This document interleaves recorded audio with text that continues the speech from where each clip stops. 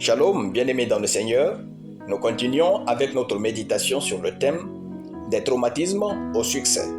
Deuxième partie. Nous reprenons notre texte de Genèse chapitre 41, le verset 41, qui nous dit ceci.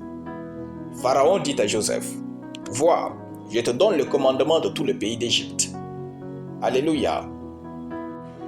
Au-dessus de tous les traumatismes, Joseph est passé de l'esclave au commandant de tout le pays d'Égypte.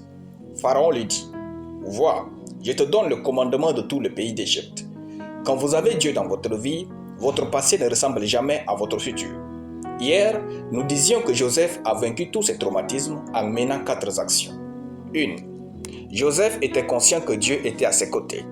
Il est écrit, d'une part, l'Éternel fut avec lui et la prospérité l'accompagna. Il habitait dans la maison de son maître, l'Égyptien. Son maître vit que l'Éternel était avec lui et que l'Éternel faisait prospérer entre ses mains tout ce qu'il entreprenait. Genèse chapitre 39, de versets 2 à 3.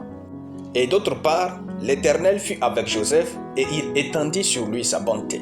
Il le mit en faveur aux yeux du chef de la prison. Genèse chapitre 39, le verset 21. Dieu était avec Joseph et accomplissait des merveilles à travers lui. Joseph a été guéri de toutes les souffrances de ses traumatismes grâce à la présence de Dieu. Laissez Dieu occuper vos pensées, votre cœur et vivez avec lui. N'oubliez pas qu'il est plus réel que vous. 2. Joseph ne se plaignait jamais. Genèse chapitre 39, de versets 40 à 46. Joseph n'a jamais manifesté de plainte. Il a continué d'avancer dans la vie. Les plaintes arrêtent le flux intérieur de votre force, de votre motivation, de votre inspiration et de votre capacité à tout vaincre. Si vous êtes conscient que Dieu vous soutient, alors cessez de vous plaindre. Si vous avez confié votre vie à Dieu, alors cessez de vous plaindre.